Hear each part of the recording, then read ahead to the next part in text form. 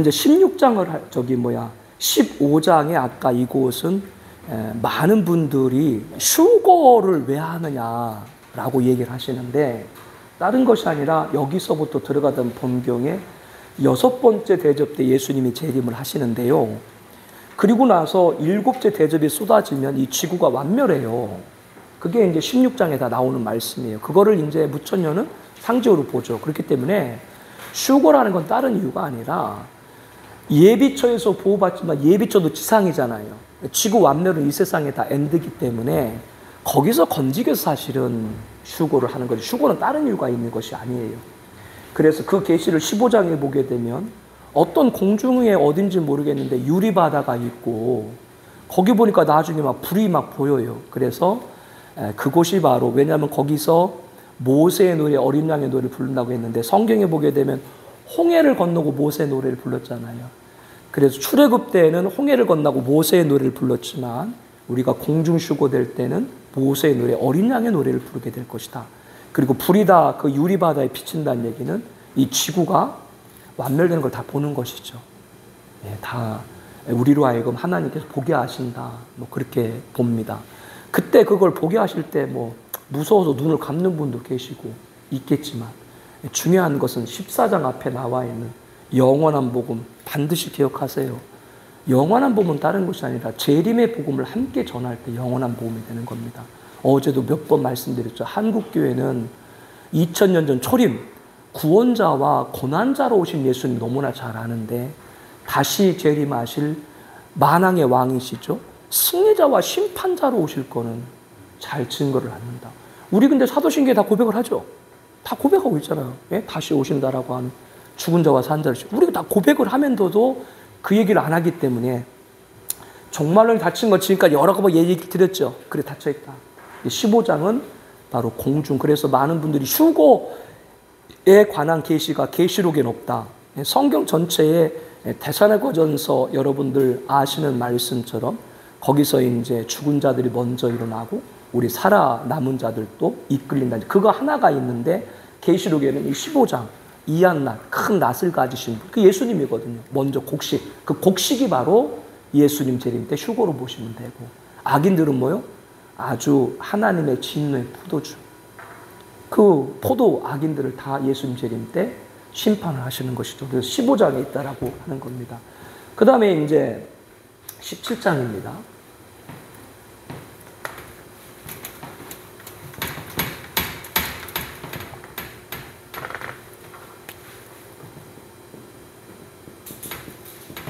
어, 17장에 관해서는 여러분들 그 도표 있죠? 그 교재 맨 뒤에 보게 되면은 그 요한계시록 본경과 사경 도표 있죠? 거기 왼쪽에 본경이 있고 오른쪽에 사경이 있죠? 예, 거기 여러분 참고하시면서 보면 되게 돼요. 17장에 보게 되면은 붉은 빛, 음료죠. 음료가 붉은 빛 짐승을 타요. 그래서 계시록을 보게 되면은 마귀, 용을 붉은 용. 그래서 그게 이제 12장에 보게 되면 옛뱀이고 마귀고, 그러니까 옛뱀이라는 얘기는 아담과 유혹했을 때 말하는 것이고, 마귀다라는 건 예수님 공생을 시작할 때 금식했을 때 하는 것. 그러니까 그 자가 똑같은 자죠. 그 붉은 용이라고 하는 건데, 아까 이제 12장을 말하면서 언급을 안 했습니다만은, 이때가 되면 어떤 일이 벌어지냐면, 지금 우리가 있는 이 시대에 공중 권세를 잡고 있는 건 누구예요? 마귀죠. 예, 근데 12장에 보게 되면 천사 중에 싸움대장 미가엘과 마귀와 마귀 졸개들이 하늘 전쟁을 벌여요. 그 전쟁에서 이 붉은 용이 땅에 떨어져요. 땅에 떨어지면서 자기 때가 얼마 남지 않은 걸 알았다. 그래서 이것을 전사년반 혹은 뭐 후사년반 그 중간쯤을 봅니다. 그러니까 교회를 더 공격하는 것이죠. 아까 여기 7 나팔 가운데 첫째와 이것은 우리가 당하는 거다. 전사년반 끝에서 역으로 5달 동안 말씀드렸죠. 이때 12장에 보게 되면은 하늘 전쟁에서 떨어질 때 무저갱 열쇠를 받아요. 성경에 보게 되면 지금도 악한 천사가 무저갱에 있죠. 근데 지금은 공중과 지상에 있는 귀신이 교회와 성도를 공격하는데, 이 하늘서 패한 마귀가 공중의 자리를 잃어버리고 땅에 떨어져 가지고 자기 때가 얼마 남지 않은지 알고 무저갱까지 열어서 무적에게 있는 귀신까지 다 불러내가 교회를 공격을 하는 이게 첫째가. 그러니까 여기서 아까 말할 때 삭경은 순서가 있다 그랬어요, 없다 그랬어요? 없다. 여기 있는 설명을 지금 이렇게 해준다. 그래서 본경은 차례로 보면 되지만 삭경은 차례로 보지 마시라라고 하는 거예요. 어떤 건 앞에 있기도 하다라고 하는 12장에 보면 있습니다. 그래서 어떤 분은 그거를 미가엘과 이제 마귀가 하늘 전쟁 벌였다기에 뭐 창세기라는데, 아휴, 왜 계시록을 또 창세기까지 가는지. 이필찬 박사라든가 이런 분들, 또 무천년에 있으신 분들은 계시록을 그분들 보는 관점은 우리는 계시의 환상으로 보죠. 그분들은 환상으로 안 봅니다. 어떻게 보냐? 구약 성경과 고대 근동 지방의 문헌을 참고해서 사도 요한이 기록했다 이렇게 얘기를 합니다. 그러니까 미가엘 같은 게 나오면 그냥 창세기로 다시 돌아가고 이렇게 합니다. 우리는 계시라고 믿고 있죠. 완전히 달라요. 이필찬 이런 분들은 그거를 그렇게 안 봅니다. 그냥 사도 요한이 구약 성경이나 고대 중동 문헌을 가지고 짜집기를 했다 이런, 완전히 성경을 다 난도질 해버리는 것이죠. 그래서 이 부분들을 갖다가 이제 12장에 보면 해를 옷 입은 여자가 나오거든요. 제일 좋은 게 이제 마리아거든요. 그래서 마리아가 이제 예수님을 낳았다. 그러니까 그렇게 되면 12장을 재림으로 보는 거예요, 초림으로 보는 거예요. 다시 또 초림으로 갔다가 그 해를 옷 입은 여자가 또 아기를 낳은 걸 갖다가 다른 것이 아니라 교회가, 해를 옷 입은 여자는 교회인데 교회가 남자아이를 낳는데 그 남자아이가 예수님이다. 아니 교회가 예수님을 낳았나?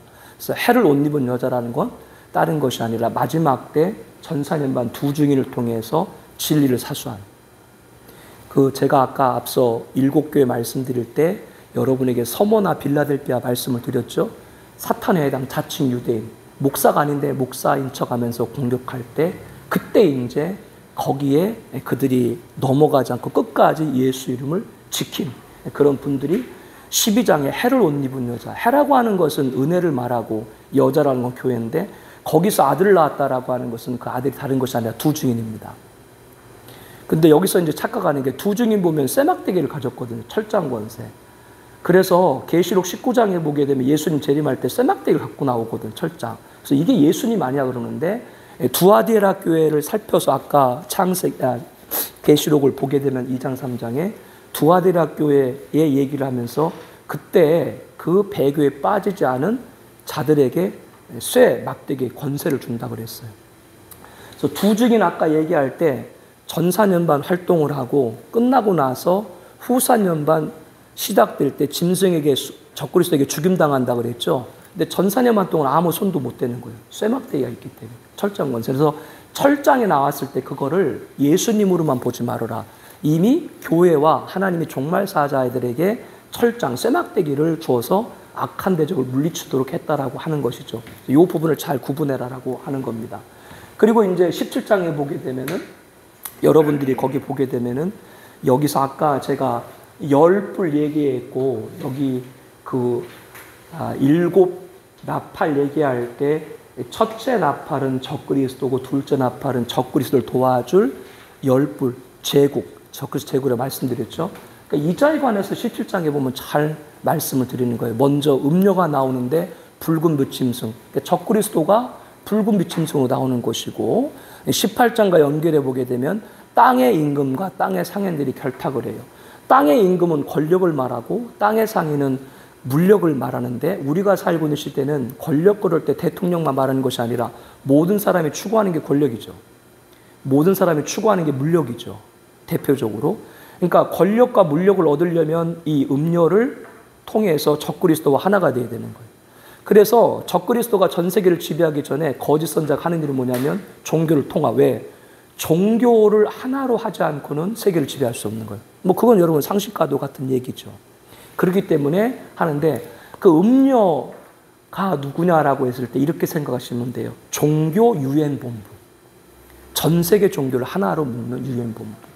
그래서 거짓 선자는 전 세계의 모든 종교를 통합하는 일을 하고 음료는 종교 본부로 그런 큰 집단, 단체를 만드는 것이죠. 지금 그런 모습들이 다 형성해 나가고 있죠. 천주교를 중심으로 모든 종파와 종교들이 하나가 되라라고 하는 게 지금 이제 벌어지고 있는 일이고 우리들이 기독교라고 얘기할 때 참 좋은 말이거든요. 왜냐하면 기독은 예수님 한 분이라는 얘기인데 그러나 기독교라고 말할 때 우리 문공부라든가 세상에서는 천주교를 합하고 심지어는 신천지 같은 자들도 합합니다. 그래서 우리는 개신교라고 말하는데요. 그래서 합하면 전 세계 1위라고 그러는데 사실은 우리들이 지금 하고 있는 신앙 고백을 하고 있는 그런 교회들은 사실은 1억도 안 됩니다. 정확하게 우리가 보게 되면 5천 몇만 이렇게밖에 안 돼요. 그래서 기독교란 이름으로 모여라. 그게 참 좋거든요. 그거를 이제 교황이 하는 것이고, 그렇게 모여서 하나가 됐을 때 그 단체를 만들어야 될 거 아니에요. 종교, 유엔. 그게 음료로 보시면 돼요. 그래서 붉은 빛 짐승하고 적그리스도하고 결탁을 하는 거예요. 적그리스도가 세계를 지배하는데 열불, 열왕은 정치적, 군사적으로 도움을 주고, 거짓 선자와 큰 음료, 종교 유엔은 종교적으로 도움을 주고, 마귀는 뭐요? 권세를 통해서, 용의 권세를 통해서 영적으로 힘을 주고, 그때 이 적그리스도는 완전히 후 4년 반 동안은 천하무적이 되는 거예요. 누구도 그를 해할 수 없고, 그것은 다른 걸 하나님이 그에게 준 거예요. 그렇게. 그래서 전 4년 반 동안의 진리를 따르지 않고 배교에 빠지면 그 적그리스도의 통치를 받을 수밖에 없는 내용입니다. 17장은 그 음료, 종교 유엔과 붉은 빛 짐승, 이 적그리스도가 결탁하는 것과 또 뭐가 나온다고요? 열불, 열왕. 어제 우리들이 다니엘서 2장 공부할 때 열 발가락 공부했죠? 다 같은 계시예요. 그 7장에 보면 네 번째 짐승의 머리에 열뿔이 있죠? 다 같은 계시예요. 그래서 열왕이 그 왕에게 힘을 몰아주죠. 여기서 조금 차이가 뭐냐면, 여러분들이 읽을 때 다니엘서는 이 느부갓네살을 시점으로 말했기 때문에 바벨론, 메데바사, 헬라, 로마, 마지막 제국 5제국인데, 그러나 계시록 17장에는 다른 것이 아니고 이것은 창세기부터 인류 역사 가운데 영적인 하나님의 나라를 상징하는 이스라엘 지배한 애굽을 포함하고 아수를 포함하고, 그 다음에 바벨론, 메데바사, 헬라, 로마, 그리고 마지막 제국. 그래서 계시록 17장에는 7제국으로 나온다. 왜 다니엘과 다른가라고 하는 건 뭐라고요? 다니엘은 바벨론 제국을 시점으로 해서 말했던 것이고, 계시록은 뭐요? 창세기에 나와 있는 애굽을 시작으로 말했기 때문에 7제국이다. 사도 요한이 얘기하죠. 5은 망했고 하나는 있고 아직 이르지 않았다. 사도 요한은 어느 시대에 있었어요? 로마 시대에 있었죠. 그러니까 그 말 그대로가 그 당시는 애굽, 아수르, 바벨론, 메데바사, 헬라 다 이 5개는 멸망했죠. 사도 요한 시대. 근데 로마는 아직 있고 하나는 이르지 않았다. 그게 마지막 제국입니다. 그래서 7머리가 나와요. 그러니까 7머리를 여러분들이 어떻게 생각하냐면, 이 몸통 있죠. 그러니까 몸통은 마귀예요. 똑같아. 이 마귀가 이제 조에서 조종하는 건데, 창세기에는 뭘로 나와요? 애굽으로 머리를 쑥 내밀고, 그 다음에 이제 여러분 성경 열왕기상하 이렇게 보게 되면 저기 아수르 있죠. 그 다음에 바벨론 있죠. 그게 이렇게 머리가 쑥 내밀고, 그 다음에 이제 다니엘서 보게 되면은 메데바사가 머리를 쑥 내밀고, 그 다음에 로마가 내밀고, 하나, 둘, 셋, 넷, 다섯, 여섯, 일곱. 그러니까 몸통은 똑같은데 각 시다마다 머리를. 그래서 뭐를 잡는다고요? 영적으로 하나님의 나라인 이스라엘을 다 잡아먹는 거예요. 그래서 마지막도 마지막 제국이 지금 등장하는 것이 이스라엘 1948년 독립했기 때문에 잡아먹으라 지금 머리를 쑥 내미는 겁니다. 그래서 여기 보게 되면 열뿔이라고 그러는데 헷갈려요. 그 7개인데 이거 뿔을 어떻게 해야 돼? 여기도 한 개씩 하나. 그게 아니라 마지막 제국의 머리가 뿔이 10개다. 그 다니엘서 7장의 넷째 짐승. 그래서 다르다. 뭐냐? 애굽에서부터 로마까지는 한 황제가 주변 나라를 정복을 해서 제국을 세웠지만, 마지막에는 여러 명의 왕들이 한 왕에게 힘을 모아줄 것이다. 그래가지고 7이지만 8째 속했다라고 8번째 왕이라고 했는데, 8번째 제국이 아니라 7번째 제국서 뽑히는 8번째 왕이다라고 그렇게 여러분 보시면 돼요. 인류 역사 가운데 이런 나라가 있었나요? 없었죠. 근데 가장 여기에 우리들이 성경을 통해서 볼 때 유럽연합이 유력합니다. 1992년 우리 조윤기 목사님과 많은 분들이 12나라가 당시에 이제 하면서 유럽연합이 시작이 됐는데, 그래서 그때 첫 번째 총독통령이 적그리스도라고 했는데 잘못 알았다라고 하는 것입니다. 왜냐하면 이 마지막 제국의 유럽연합은 나중에 10대 강대국으로 재편될 거다. 왜냐하면 지금은 이중 다수결이기 때문에 반대가 많으면 의결을 할 수 없고, 나라가 27개, 30개 가까이 되는데, 그래서 그 모든 힘을 몰아줄. 그래서 다니엘서 보게 되면 발과 발가락이 얼마는 세고 얼마는 흙인데, 다니엘서 7장에 보게 되면 무섭고 산한 짐승은 쇠만 있어요. 흙이 약자들은 다 없어요. 다른 나라는 10대 강대국이 다 일임을 하는 거죠. 그래서 7장, 다니엘 7장에 나와 있는 네 번째 짐승은 뭐밖에 없다고요? 쇠밖에 없어요. 머리에 10뿔. 10대 강대. 그래서 앞으로 유럽연합이 일단은 헌법이 통과되는가를 봐라. 이건 유치예요. 헌법이 통과가 돼야, 지금 리스본 조약이에요. 대통령 없어 상임의장이에요. 헌법이 통과가 돼야 국군 통수권자가 생기고, 마크롱 알죠? 마크롱. 부인이 40살 위인가요? 40살 위인가? 자기 고등학교 때 과외 선생님이었는데 집에 돌아가면서 그랬대요. 나는 돌아올 것이고 당신과 결혼할 거다. 그래서 그 딸이 동기동창이에요. 마크롱. 그래서 잘 지낸대. 이 마크롱 같은 경우 자꾸 그런 말 하죠. 야, 일단 지금 이제 미국 제쳐놓고 우리끼리 하자. 자꾸 그런 얘기 하죠. 아, 미국 제쳐놓고 우리끼리 유럽의 군대나 이런 걸 하자. 그래서 리비아 전쟁 때 제가 주목하게서 본 것이, 나중에는 미국이 개입을 했습니다마는 2차 세계대전 이후에 한국 전쟁을 시작을 해서 전 세계 전쟁까지 지금까지 미국이 주도하지 않은 전쟁이 없죠. 미국은 전쟁을 해야 나라가 먹고 살아요. 왜냐하면 군수업자들이 전부 다 정치 로비를 하기 때문에 전쟁을 해야 미국은 먹고 사는 나라인 거예요.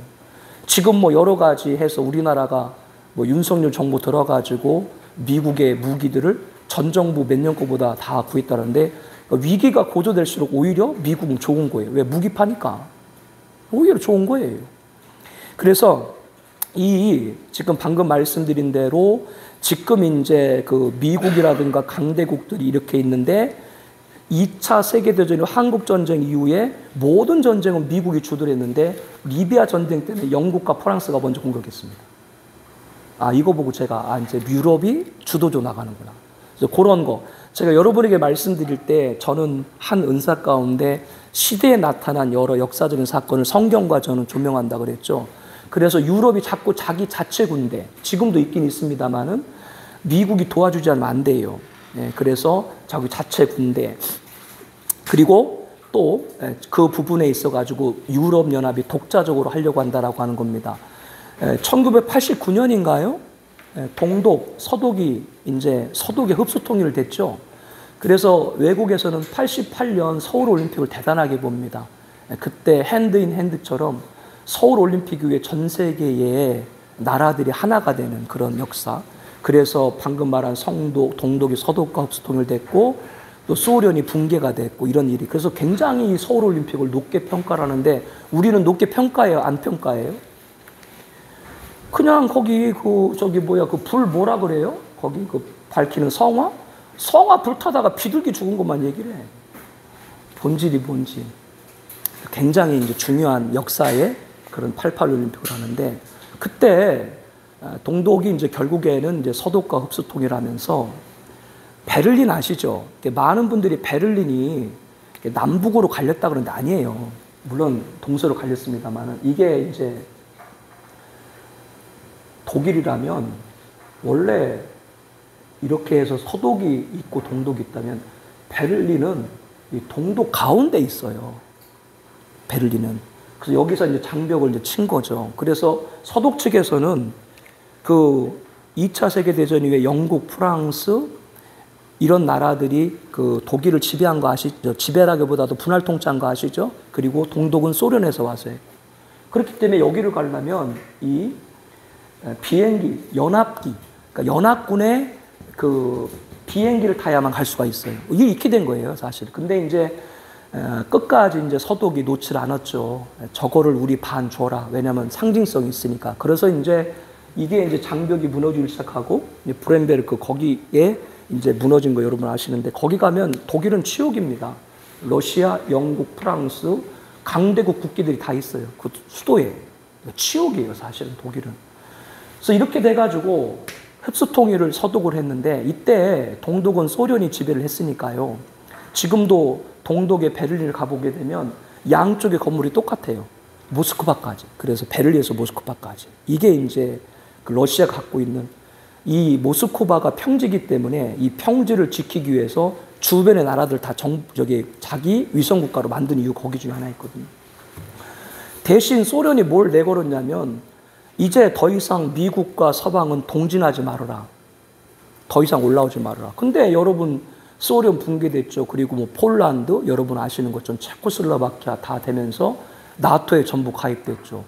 바로 이제 우크라이나인데 600km에 600km 6시간 거기다가 이 나토에서 미사일을 배치하는데 러시아가 가만히 있어요? 처음에 니네들 동독서도 급수통일할 때 니네들이 양보해가지고 우리가 동독을 줬는데 니들 동진하지 않는다고 했지 않느냐. 근데 이제 미국 약속을 다 어기고 야금야금 지금 이제 뭐 스웨덴도 가고 이제 핀란드도 가고 이제 우크라이나도 가려고 하니까 이 러시아는 자기 코 밑에 미사일이 오는데 그걸 가만히 있나요? 가만히 있을 수가 없죠.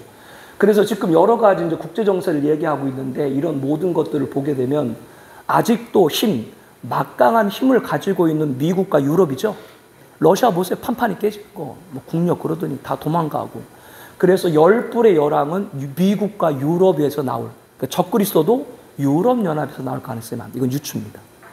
왜냐하면 어쨌거나 모든 군사나 이런 거를 경제나 이런 모든 걸 봤을 때 이 유럽연합이 가장 미국과 세계를 지금 좌지우지하고 있기 때문에 그렇습니다. 그러니까 이런 부분들 거기에 관한 계시가 뭐라고요? 17장에 다 나와 있습니다. 마지막 날. 그래서 지금은 이 마지막 제국이 1948년 이 이스라엘 독립하니까 그 이스라엘 잡아먹으려고 1946년 그 윈스턴 처칠이 유럽의 하나, 유럽 내전 이러다가 망한다. 그리고 이제 51년에 누군데 세르만 누군가 선언을 해가지고 그때부터 시작이 됐는데 이미 1948년에 이스라엘 독립하기 전에 2년 전에 마지막 제국 등장을 한 거죠. 오늘까지. 근데 뭐가 아직 안 됐다? 10불이 10대 강대가 아직 재편 안 됐다. 그러니까 우리 시대에 이거가 되는가 잘 봐라라고 하는 부분을 여러분에게 유추로 말씀드립니다. 17장은 그 얘기입니다. 18장은 뭐냐면 이제 큰 성 바벨론 지구거든요. 그 창세기 보게 되면 니무롯이 나오는데 세상의 첫 용사죠. 영웅이거든요. 그가 나오고 나서 한 일이 뭐게 되냐면 사람들을 교합해서 이 사람들을 교합해가지고 성읍과 탑을 건설하죠. 하나님을 대적하죠. 그래서 성경의 첫 번째 영웅이 니무롯입니다. 계시록에는 인류의 마지막 영웅인 그 적그리스도 등장합니다. 지금 우리들이 이런 거 생각하고 있죠. 누가 대통령이 되면, 누가 지도자가 되면 우리가 사는 나라가 좋은 나라가 될 거다. 우리 그런 기대가 있죠. 어벤져스요. 막 그 다 나와요. 뭐 토르도 나오고 아이언맨도 나오고 그 다음에 뭐 헐크도 나오고 다 나와. 다 나와가지고 그 영웅들의 집단들이 지구를 공격하는 자들을 물리쳐. 그러니까 영웅을 구한다. 세상은 위기 때 영웅을 구하고 우리는 누구를 구해야 돼요? 예수님. 이게 창세기부터 충돌하는 겁니다. 지금은 많은 사람들이 누가 대통령 되고 누가 지도자가 되면 우리 사는 세상이 좋아질 거다.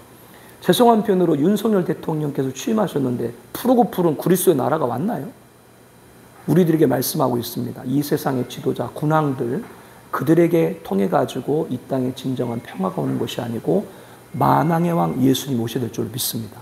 네, 그런 얘기를 18장에서 하고 있다 그래요. 그래서 큰 성 바벨론은 첫 번째 영웅이었던 니무롯이 그 건설했던 것처럼 바벨론 그러면 악의 대명사고 마지막 지구의 멸망, 음료로 인해서 백일이 멸망한다라고 18장에서 에가라고 얘기합니다.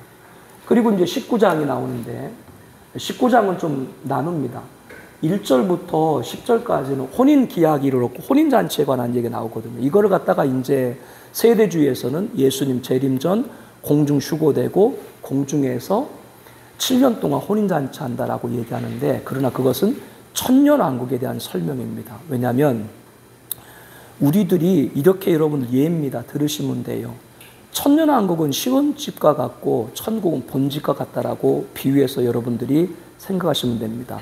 우리가 결혼해가지고 부모님과 같이 살더라도 부모님이 2, 3년은 니네끼리 신혼집 살아라 그러죠.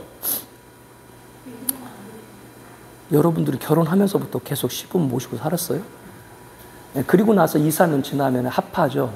그래서 천년왕국은 우리가 그렇게 대망하고 소망하던 주님, 신랑과 사는 나라가 혼인기약이고 혼인잔치란 말씀이고 이제 끝나고 나서 거룩한 세월을 살면서 하나님과 사는 것. 물론 천년왕국에 하나님이 없다라는 얘기가 아니고요. 그렇게 여러분들이 이해하시면 됩니다. 그래서 19장 1절부터 10절까지는 천년왕국에 대한 계시입니다. 이걸 자꾸 공중 7년 혼인잔치라고 말하는데 그렇게 볼 근거가 부족합니다. 그리고 이제 20장은 아까 말씀드린 대로 19장 11절부터 20절까지 예수님의 재림이 드디어 등장을 하고, 이 11장에 보게 되면은 이방인이 거룩한 성을 마음대로 짓밟아요. 즉 적그리스도가 후사년반 하나님의 성전을 짓밟아요. 그래서 어제 외세가 됐건 이스라엘 국내 지도가 됐건 예루살렘 땅 손대면 처참해 죽는다고 말씀드렸죠. 그래서 이 적그리스도가 후사년 반 동안 거룩한 성전을 짓밟는데 19장에 예수님 재림할 때 11절부터 보게 되면은 죽이지도 않아요. 예수님이 산채로 지옥에 던져버려요. 그러니까 예루살렘을 손대는 건 왜 그렇게 하냐면, 예루살렘을 손대는 거는 뭐냐면 하나님을 대적하는 걸로 보는, 하나님을, 예루살렘이. 그래서 알렉산더 급사했죠. 나폴레옹은 그렇게 꿈꾸는데 가지도 못하가 폐위됐죠. 그리고 역사 가운데 전쟁 일으켰던 이집트의 나기부라든가 나세르라든가 사다트라든가 전부 총 맞아 죽든지 아니면 심장마비로 죽든지 건져서 추출당했죠. 뿐 아니라 이스라엘 지도자 가운데도 아무리 강경을 해도 예루살렘의 이스라엘 땅을 평화라는 이름으로 팔레스타인에 양보하게 되면 처참해 주는 거. 라빈 총 맞았죠. 샤론 머리 터져서 10년 동안 누워 있었죠. 백인 그 수상사에 쫓겨났죠. 그래서 예루살렘이, 여러분 잘 생각할 때 예루살렘이 거룩해서가 아니고요. 하나님은 마지막 때 누구를? 예수님을 이 땅에, 재림이죠. 그때 누구를 구원하는 거예요? 이스라엘을 마지막에 구원해, 유대인을 구원해 하나님 구속사가 완성이 돼요. 그러니까 그때까지 예루살렘을 지키니까 그렇게 보호를 받는 거지, 이 유대인들이, 이스라엘이 훌륭한 일을 해가지고 그렇게 하는 것이 아니다라고 하는 겁니다. 광화문 집회 있죠. 이거 유념하셔야 됩니다.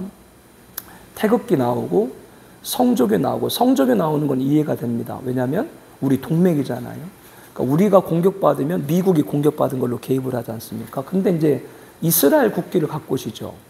형제교회라. 그분들은 어떤 것이 있냐면 구약적 이스라엘. 그래서 선민이기 때문에 이스라엘은 뭐든지 잘한다. 여러분, 팔레스타인이 이스라엘을 뭐 하마스나 이런 가자 지구에 있는 이스라엘 뭐 로켓으로 공격을 해서 이 팔레스타인에서 이스라엘을 3명을 죽이면 이스라엘은 몇 명을 죽여요? 100명을 죽여요. 그게 무슨 이스라엘이 좋은 일입니까? 그래서 광화문 집회 나가시는 분들이 보수적인데 뭘 제가 말씀드리고 싶으냐면은, 그런 사고를 갖고 있으면 적그리스도가 7년 환란 전 7년 평화조약을 체결하고 유대인들의 소망이던 제3성전을 건축한다고 그랬죠. 처음에 평화조약의 전산일까지는. 그러면 그때 적그리스도는 누구 편을 드는 거예요? 이스라엘 편을 드는 거죠. 광화문에 집회 가는 분들은 적그리스도 따를 위험도 있습니다. 신학적인 정리 못하면요. 네. 그러니까 보수적이라고 해서 적그리스도 안 따는 게 아닙니다. 잘못 지금 오인하고 있는 거예요. 이스라엘은, 그거는 구약의 하나님의 선민이라고 하는 걸 보고, 여호수아 전쟁을 보고 뭐 가나안 족속들은 다 말살하고 막 이렇게 얘기하는데, 그건 구약적 개념이죠. 그래서 이스라엘을 지키는 건 이스라엘의 선에서가 아니라 유대인들을 마지막까지 구원할 하나님이 보호하는 건데, 그걸 착각하고 있다. 그래서 그러니까 이스라엘 기 들고 흔드는 거예요. 이스라엘 우리나라 뭔 관계는 아무 관계도 없는데. 그래서 그분들은 적그리스도가 이스라엘을 도와주고 성전을 건축하기 때문에 적그리스도 편에 설 위험도 있다는 거예요. 잘 봐야 됩니다. 한국교회 이런 부분들을. 자, 그래서 18장에는 이 지구가 이제 멸망하게 되는데, 이때 우리들은 이거를 엔드로 봅니다. 완전히 멸망으로 봅니다. 그런데 이제 무천년은 갱신으로 보죠. 그러니까 이 세상이 좋은 나라가 돼가지고 이 세상이 천국이다라고 얘기합니다. 여러분이 보기에 이 세상은 죄악으로 지금도 점철되어 있는데요. 예수님이 재림하면 이 세상을 좋게 만들 것 같아요? 아니면 이 세상을 완전히 심판하고 다시 천년왕국을 만들 것 같아요? 여기서 차이가 나는. 무천년은 인정 안 해요. 예수님 재림도 사실 인정하지 않고 이 세상에 천국 된다라고 얘기합니다. 그러니까 거룩한 성 예루살렘도 교회다라고 그렇게만 얘기를 합니다. 엔드, 이 세상 지구 완멸을 인정하지 않습니다. 이 부분의 차이입니다. 19장 아까 천년왕국 말씀드렸고, 그 다음에 20장은 천년왕국의 실제. 19장 11절에 예수님이 재림하시고 나서 적그리스도와 적그리스도를 숭배하게 했던 거짓 선지자, 그들을 심판을 하거든요. 그들을 따르던 세상 임금과 세상 임금 군대들도 심판하거든요. 그리고 나서 마귀를 어떻게 하냐면 그 마귀를 무적행에 가둬버려요. 그럼 그건 재림으로 연결되는 것이지. 그러면 왜 적그리스도와 거짓 선지자는 유황불 지옥에 던지는데 마귀는 이 무적행에 던져서 살려두는가? 그것은 할 일, 즉 천년왕국 말 그대로 지상에서 에덴 동산이 실현되는 거기 때문에 유한한 거예요. 천년이 끝나면 마귀가 노임을 받는 거예요. 원래 들어가 있던 그 천년왕국 1세대, 예수님 재림을 맞이했던 천년왕국 1세대들은 다 구원을 받는데 그 2세대 가운데는 바로 마귀가 천년 끝나고 나왔을 때 미혹되는 자가 있는 거예요. 어떤 분들은 얘기합니다. 천년왕국은 천년 동안 완전한 나라고 죄가 없는데 거기서 태어난 2세들이 왜 곡과 마곡 백성 하나님을 반역합니까? 그 에덴 동산 보면 됩니다. 에덴 동산에 부족한 게 있었나요? 그런데 아담이 범죄했어요? 안 범죄했어요? 그러니까 하나님은 어느 시대건 똑같이 누구에게도 구원의 특권을 주지 않습니다. 그들에게도 마귀. 그때 성경에 보게 되면은 출애굽 2세대, 3세대들 가운데 바다의 모래같이 반역을 일으키고 사랑하시는 성, 예수님, 이 거시는 성, 그리고 성도들이 있는 성도의 진을 공격을 할 때 하늘에서 즉각 불이 내려가지고 그들 사릅니다. 하늘에서 즉각 불이 내려온다는 건 천년왕국도 영원한 나라가 아니라 유한한 나라다. 왜? 원래 천지창조의 영광을 회복하는 것이다 라고 하는 것이고요. 그리고 끝나고 이제 신보자 심판이 되는데요. 많은 분들이 이렇게 생각을 합니다. 예수님 재림하면 다 부활한다라고 얘기합니다. 자, 여기서 우리는 생각을 해야 됩니다. 악인도 부활한다는 걸 믿죠.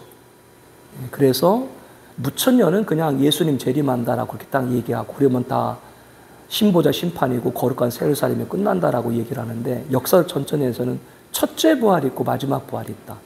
첫째 부활은 예수님 재림할 때 성도들이 부활하는 것이고 그 다음에 마지막 부활은 천년왕국 끝나고 신보자 심판에서 악인들이 부활하는 것이다. 그렇게 얘기를 합니다. 그러나 성경을 봐야 되죠.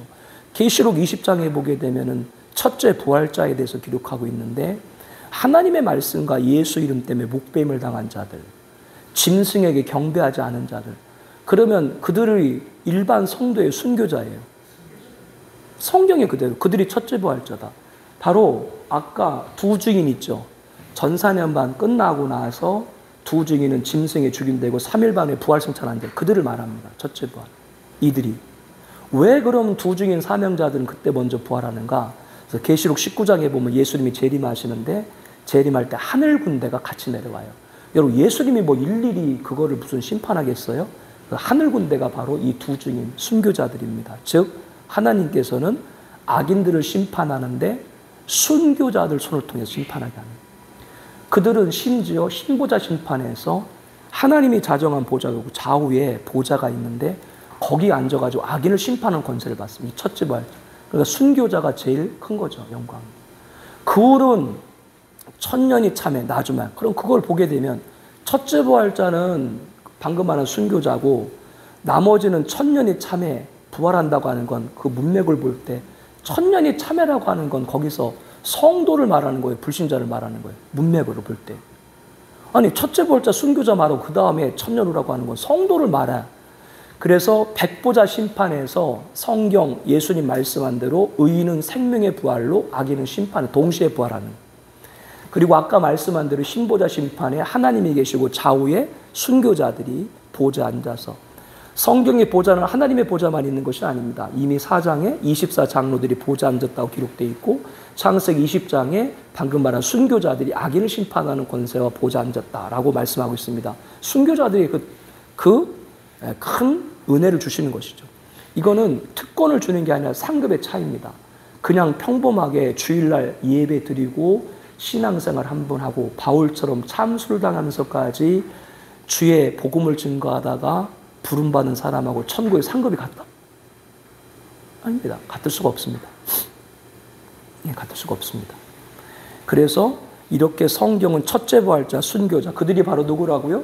전사년만 끝나고 그때 후사년만 되기 전에 부활승천한 이들입니다. 그들이 14장에 시온산에 서 있다가 예수님 재림할 때 19장에 그들이 하늘 군대로 내려오는 것이죠. 많은 분들은 그 하늘 군대를 천사로 봅니다. 여러분들이 볼 때 예수님께서 재림하실 때 천사를 통해서 악인들을 심판하도록 할까요? 악인들에 의해서 죽임당한 순교자를 통해서 심판하도록 할까요? 그건 여러분들이 답을 하십시오. 그동안 제가 말씀드릴 때 여러분들이 갖고 계신 그동안 신학교 또는 신대원에서 배웠던 그런 모든 거 버려버리고 성경이 말하는 걸 듣자라고 말씀드렸죠. 네, 그 부분들입니다. 네. 그 아까 천년왕국 있잖아요. 네. 그러니까 이제 예수님이 재림하신 다음에 7년 대화가 끝나고 재림하시면 천년왕국이 네. 시작되잖아요. 그래서 아까 말씀하신 지구의 완전한 멸망. 완멸. 네. 그 완멸인데 완멸이 된 다음에 천년왕국이죠. 시작되잖아요. 네. 천년왕국이 시작되는 장소는 다시 지구죠. 지구죠, 그거는. 완전 멸망을 당한 상태에서 천년왕국이 새롭게 시작되는. 그렇죠. 이 지구가 그러니까 계시록 보면 20장 천년왕국까지 그러니까 21장에 가서 처음 하늘과 처음 땅 바다가 보이지 않다. 그러니까 21장에 새 하늘과 새 땅 천국을 이루기 전에 20장 천년왕국까지는 아까 말씀드린 대로 이 지구에서 벌어지는 거예요. 그러니까 그 지구가 멸망한 상태가 끝나고 지구가 새롭게 되는 거군요. 그러니까 이제 그 지구가 멸망받고 나서 그 에덴의 회복으로 조성이 되는 것이죠. 이 지구가. 그래서 이제 그 부분들을 이제 보게 되면은 다니엘서 12장에 보게 되면 1260일이 나오고 1290일이 나오고 1335일이 나오는데 1260일은 후사년반을 말하는 거거든요. 근데 30일이 더 있어요. 그 도대체 뭔가? 그거를 우리도 유추입니다. 예수님 재림한 단 심판의 기간, 그러니까 바로 심판의 기한이 있다. 왜냐하면 그때 역사에 예수님 초림이 인간의 역사에 들어오셨죠. 재림도 인간의 역사에 들어오는 거예요. 노아 홍수 때 하루에 모든 심판이 이루어졌어요. 40일 주야로 내고 110일 동안 창일했죠. 그와 같이 예수님 재림할 때 심판도 하루에 되는 것이 아니라 30일. 그리고 보게 되면 또 45일이 지난 1335일인데 그 45일을 바로 천년왕국의 조성기간으로 봅니다. 이건 유추입니다. 그러니까 아까 노아 홍수 때 심판 때 끝나고 바로 심판이 끝난 게 아니라 창일했고 그 다음에 물이 마르기 시작했고 새로 그래서 노아가 인류의 두 번째 시조가 됐듯이 그 기간이 있죠. 그렇기 때문에 예수님 재림도 지구 역사로 들어오는 거예요. 시계추. 그러니까 지구의 시계추가 멈추는 건 21장에 처음 하늘과 처음 땅이 없어졌다. 새 하늘과 새 땅. 그때 시계추가 멈추는 것이지 그 전까지는 아직까지도 이 지구 안에 있는 일이에요. 왜냐하면 에덴 동산을 이 지구 안에 만드셨죠. 천년왕국도 에덴의 회복이기 때문에 이 지구 안에 만드시는 거예요. 그렇게 보시면 됩니다. 지금은 이렇게 여러분들에게 개론을 한 겁니다. 뭐 더 세부적으로 하자면 굉장히 이제 이 부분에 관해서 오래 해야 되는데 여러분들이 지금 들으시면서 아마 첫째 부활에 관해서 굉장히 마음이 받아들이기가 어려울 것입니다. 우리가 알고 있는 것 테살로니가 전서에 보게 되면은 먼저 죽은 자들이 일어나 그거를 예수님 재림할 때 무덤에 있던 죽은 자들이 다 올라온다라고 보죠. 여러분들 그렇게 보죠. 그게 그런 것인가. 그리고 이제 살아남은 자는 예수님 재림할 때 생존한 자. 근데 고린도전서 15장 23절에 보게 되면 부활에 관해서 만날 때 첫째 열매는 예수님이고 그 다음에 강림할 때 그게 속한 자고 예수님이 재림할 때 속한 자가 있다. 그래서 그거를 연결할 때 그걸 우리는 첫째 부활자로 보는 거죠. 순교자들. 그래서 성경에서 말할 때 우리들은 성경 전체에 나와 있는 부활과 재림에 가는 걸 잘 연결해서 보게 되면 우리가 지금 알고 있는 그래서 이제 어떤 분들은 예수님이 재림하면 성도들이 부활한다고 그러잖아요. 휴거돼서. 그러면 천년왕국에서 부활한 성도들이 애길 나요? 벌써 말이 안 되는 거죠. 예수님 재림할 때 살아있는 성도들 육체 그대로 갔습니다. 그러면 좀 이해가 어떻게 육체 그대로 돼요? 성경에는 말씀이 나옵니다. 빌립 집사님 아시죠? 에디오페 네시 아시죠? 성경을 풀어주고 이사 예수님이다. 야, 세례를 좀 베풀어 달라. 세례를 베풀죠. 근데 갑자기 이 가사에 있던 이 빌립 집사님이 아소도로 공중 분향을 하죠. 그때 공중 부양을 했을 때 빌립 집사님 변화됐나요? 그러니까 성경에 어떤 구절이 있을 때 그 구절은 앞으로 어떤 일에 관한 우리들에게 예시 또 이해를 주고 있다. 왜 그게 성경에 하필이면 있을까? 다른 것이 아니라 예수님 재림할 때 우리가 들림 받는데 그거는 우리들이 부활하는 것이 아니라 육체 그대로 들림을 받는 거예요. 그리고 에덴 회복인 천년왕국은 생존한 그 성도들만 나와서 자손을 낳는 거예요. 그러면 천국에 있는 분들은 그대로 천국에 있고 신보다 심판이 있죠. 거기서 천년왕국 끝나고 거기서 천국에 있는 분들은 부활, 의인의 생명의 부활을 입고 천년왕국에 있는 성도들은 살아있는 상태에서 죽지 않고 썩지 않을 몸을 입는 거예요. 고린도전서 15장에 보면 부활장인데 거기 50절 말씀부터 보게 되면 쭉 나옵니다. 부활이 나오고 변화가 나오는데 둘 다 내용은 똑같아요. 근데 부활은 죽었다가 살아나는 게 부활이고 변화는 뭐요? 살아있는 상태에서 죽지 않을 몸을 입는 겁니다. 그 대상자가 누구라고요? 예수님 재림할 때 생존한 성도들. 그들이 천년왕국 1세대들입니다. 그들이 거기서 자손을 낳고 번성하는 거예요. 그렇지 않으면 부활한 사람이 어떻게 얘기하나? 그래서 어떤 분은 뭐 하나님의 능력이면 다 한다 그러는데 하나님의 능력이 부활한 사람한테 아기를 낳게 하시나?